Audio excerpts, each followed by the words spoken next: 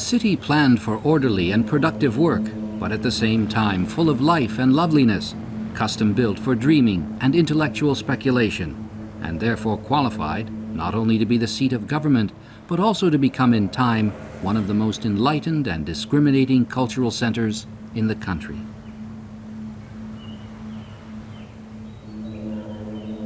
The idea came from the elemental gesture of establishing ownership, the mark of possession, two axes intersecting each other at right angles, forming the sign of the cross.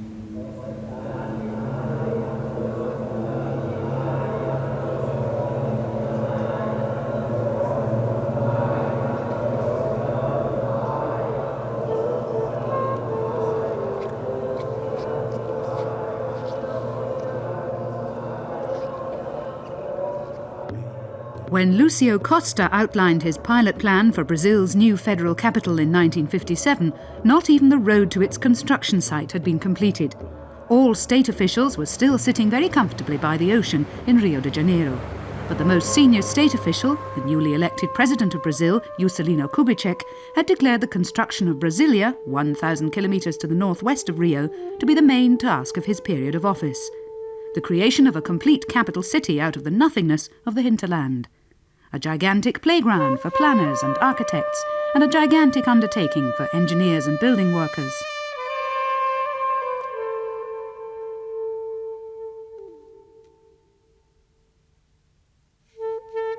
In 1961, at the end of Kubitschek's period of office, the test tube city had indeed been completed, but Brazil was bankrupt and Kubitschek was not re-elected.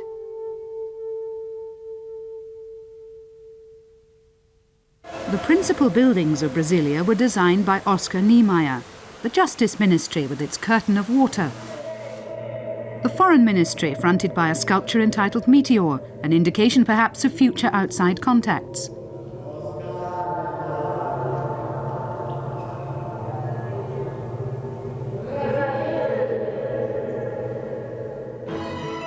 And the National Congress Building, with the dome marking the Senate chamber, the saucer over the Chamber of Deputies, and central twin towers for the lawmakers' offices.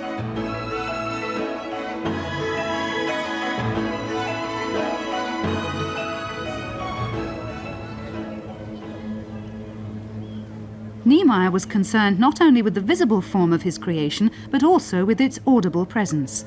He built in echoes and sound effects. This sound of Brasilia sometimes seems completely at odds with the rationalism of the architecture, yet it does somehow reproduce the resonance of life in the capital rather well.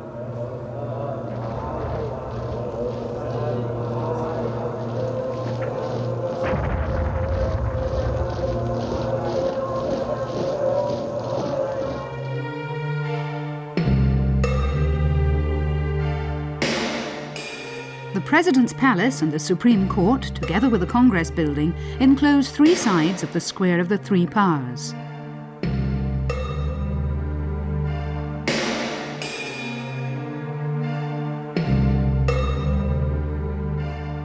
The cross then had to be fitted into the equilateral triangle of the planned site, which meant bending one of the axes. The closing date for entries in the planning competition had already passed when architect Lúcio Costa arrived with a hurriedly drawn sketch. His late entry was an immediate winner. The original rough sketch, now something of a holy relic, is preserved in a special room dedicated to Costa beneath the Square of the Three Powers.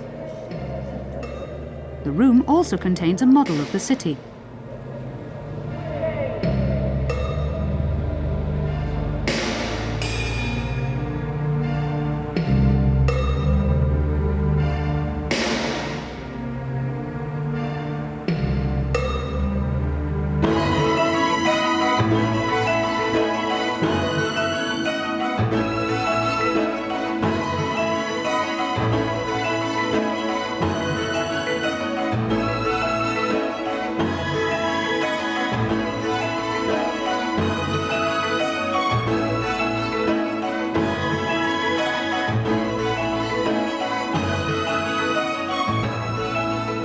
Brasilia was built under such enormous time pressure that for many of his designs, Niemeyer had no more than a few days.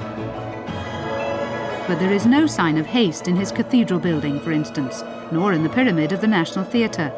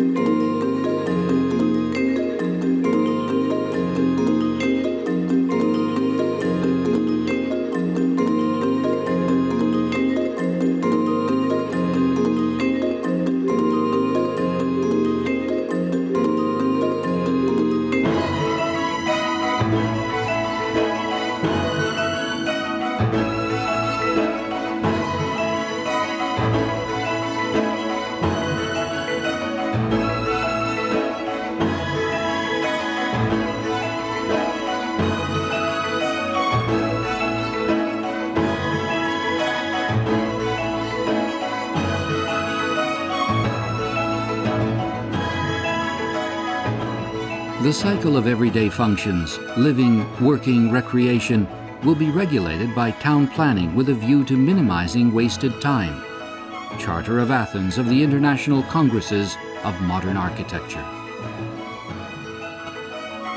In Brasilia's case, this precept led to a city in which residents can get in their cars in the subterranean garages and get out again in the parking lots of their offices, shopping centres or leisure facilities.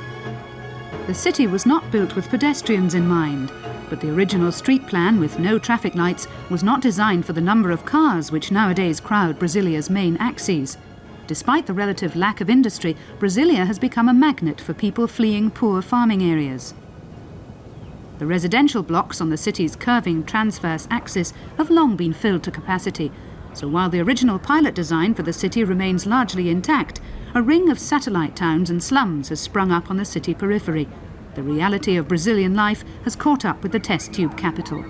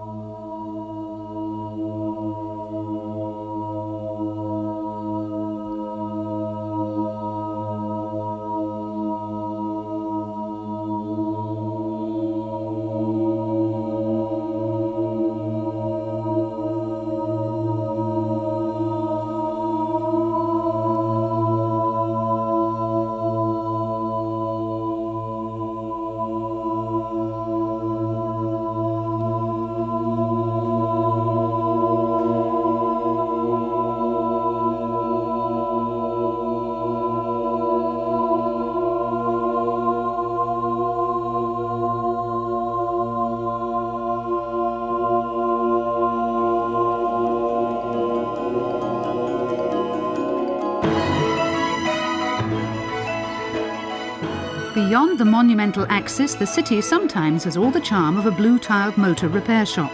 Nevertheless, it's become a centre of New Age activity. Hundreds of religious groups have built churches here, and esoteric colonies have grown up on the outskirts.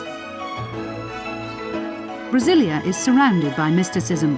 The architecture of the pilot design, inspired by the Bauhaus school, is being related to Kabbalistic numerology. Juscelino Kubitschek is held to be the reincarnation of the pharaoh Akhenaton, and the National Theatre interpreted as a copy of the Cheops pyramid.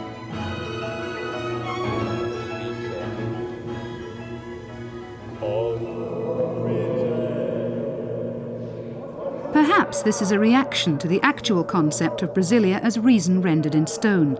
Perhaps too much rationality in this tropical location has robbed it of the atmosphere that characterises other Brazilian cities. Despite the sentimental church of St. John Bosco, and despite the fact that Kubitschek in his mausoleum watches over the city he founded like a patron saint of old. And despite the fact that some masterpieces of modern architecture, like the Cathedral built by the atheist Oscar Niemeyer, speak to us with undeniable emotional power. Old cities impact on all the senses. Brasilia, in contrast, appeals largely to the eye. Everything is remote, colossal, clean, impersonal.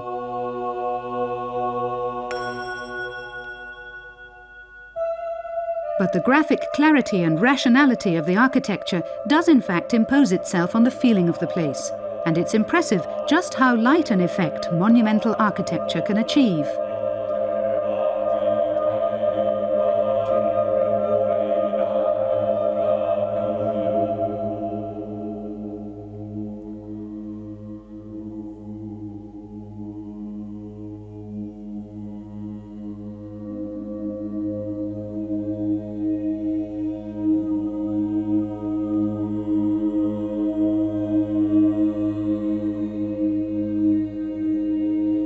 Even the military sector is less threatening than it might be.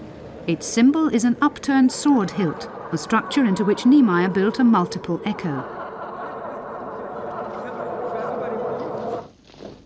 The divorce rate here is higher than average.